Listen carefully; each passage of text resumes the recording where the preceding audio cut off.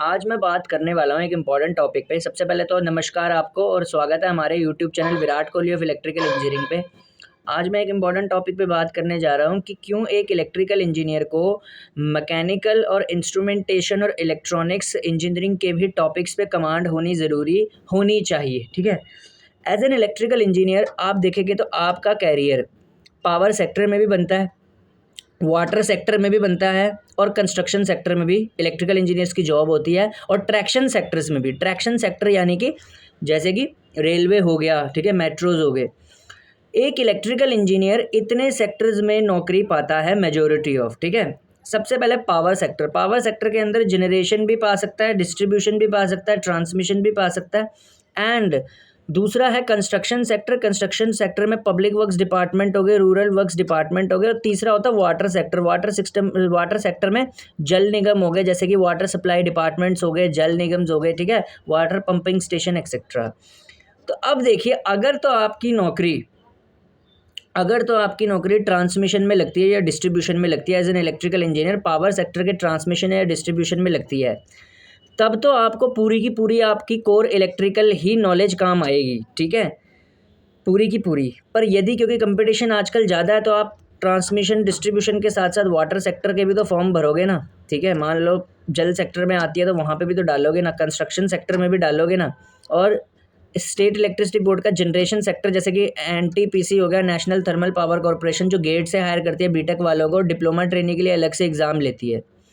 मैं एक चीज़ बता देता हूँ, जो जनरेशन सेक्टर होता है ना इलेक्ट्रिसिटी का, जैसे कि एनटीपीसी कंपनी होएगी, वो स्टार्टिंग में हमेशा इलेक्ट्रिकल इंजीनियर को ऑपरेशनल सेक्टर में भेजती है।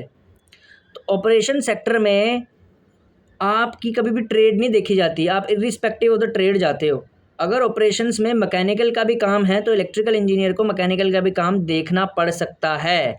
दैट्स वाई आजकल पेपर भी जो डिज़ाइन हो रहे हैं इलेक्ट्रिकल इंजीनियरिंग के, उसमें सब कुछ आ रहा है। देखिए, आप इंस्ट्रूमेंटेशन के सब्जेक्ट्स भी डाले जाते हैं। किसी जनरेशन कंपनी का आप पेपर देना, यूपीआरमिनल का आपने दिया होगा, ठीक है, या NTPC national thermal power corporation, उसके कभी डिप्लोमा ट्रेनिंग का, अगर जो डिप्लोमा वाले हैं उन्होंने दिया होगा। बीटेक वाले को तो गेट से ही लेते हैं, लेकिन जब उनके इंटरव्यूज़ होते हैं या फिर एग्ज़ाम्स होते हैं तो उनमें इलेक्ट्रिकल वाले से मैकेनिकल के क्वेश्चंस भी पूछे जाते हैं कुछ कुछ, साथ ही साथ में इंस्ट्रूमेंटेशन के क्वेश्चन भी पूछे जाते हैं। क्योंकि जब कोई electrical engineer national thermal power corporation के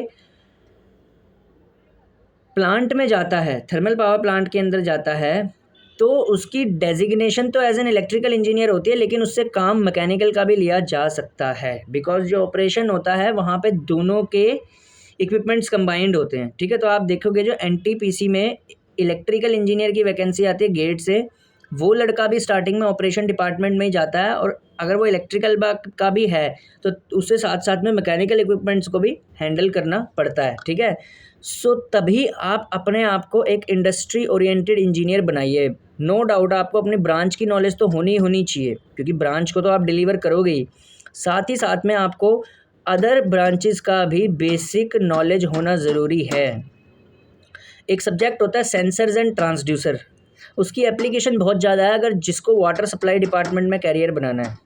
बिकॉज सेंसर्स एंड ट्रांसड्यूसर में फ्लो मीटर्स पढ़ाए जाते हैं, ठीक है, और स्ट्रेन गॉजेस पढ़ाए जाते हैं, ठीक है, इलेक्ट्रोमैग्नेटिक फ्लो मीटर्स के बारे में जानते हैं। तो ये जो जेल बोर्ड वगैरह में होते हैं ना, इनमें काफ़ी एप्लीकेशंस होती हैं। तो एज एन इलेक्ट्रिकल इंजीनियर अगर आप वाटर सेक्टर में जाते हैं, देन वाटर सेक्टर में आपको इंस्ट्रूमेंटेशन की नॉलेज भी होनी चाहिए। सो आप अपनी ब्रांच को बहुत अच्छी से पकड़ बनाएं, साथ ही साथ में बाकी ब्रांचेस का बेसिक भी पढ़िए। Because today engineering has become an industry oriented. You should know your branch. आपको अपनी ब्रांच तो पढ़नी ही पढ़नी है, साथ साथ में काफ़ी सारा बेसिक दूसरों का भी लेना पड़ेगा। ठीक है, यानी कि बेसिक्स ऑफ इंस्ट्रूमेंटेशन भी आपको आने चाहिए।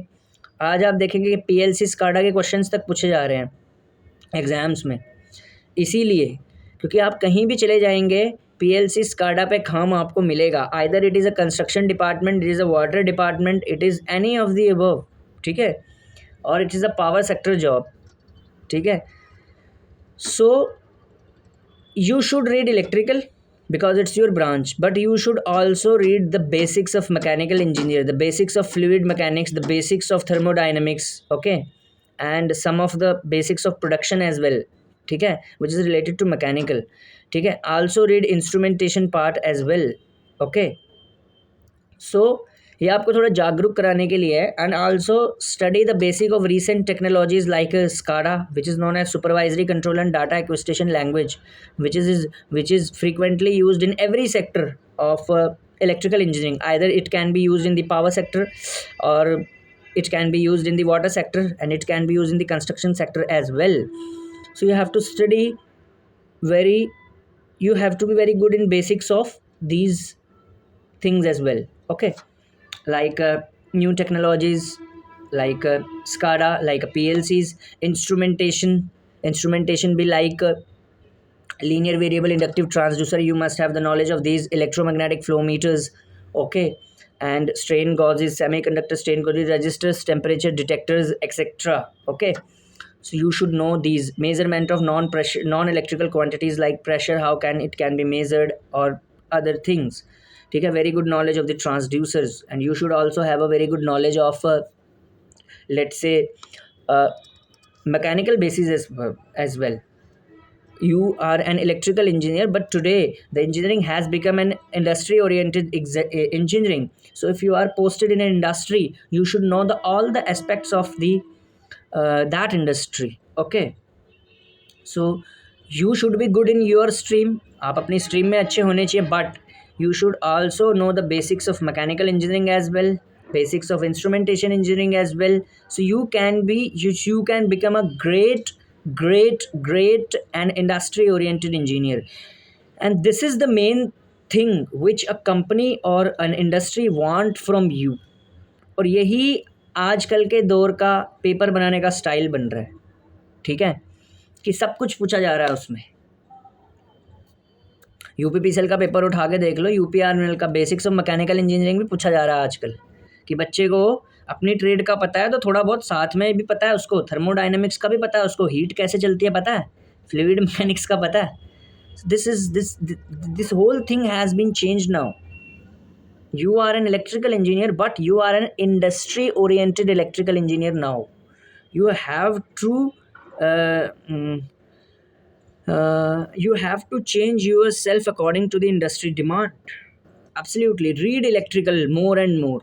I am not saying that you should not read electrical, because electrical से ही तो एग्ज़ाम फाड़ोगे, मेन तो ज़्यादा वही आएगा. But in addition to electrical engineering, you must have to read all the aspects, all the basic aspects of other branches as well. Like you have also read the electronics engineering, like digital electronics, analog electronics, and moreover microprocessors, so that you can become a very good industry oriented electrical engineer. कि कल को ये ना रहे जी मैं तो जी thermal power plant में select हो गया था, मेरी पोस्टिंग तो जी कोल हैंडलिंग प्लांट में कर दी, और कोल हैंडलिंग प्लांट तो मैकेनिकल इंजीनियर. नहीं नहीं नहीं नहीं नहीं, वहाँ जाके ऐसे नहीं होता. You are an electrical engineer, so you should study those aspects of mechanical as well, because this is the whole scenario which is going around, and you should have to study, okay. So made yourself an industry oriented electrical engineer which can be fitted in any part of the industry. Thank you.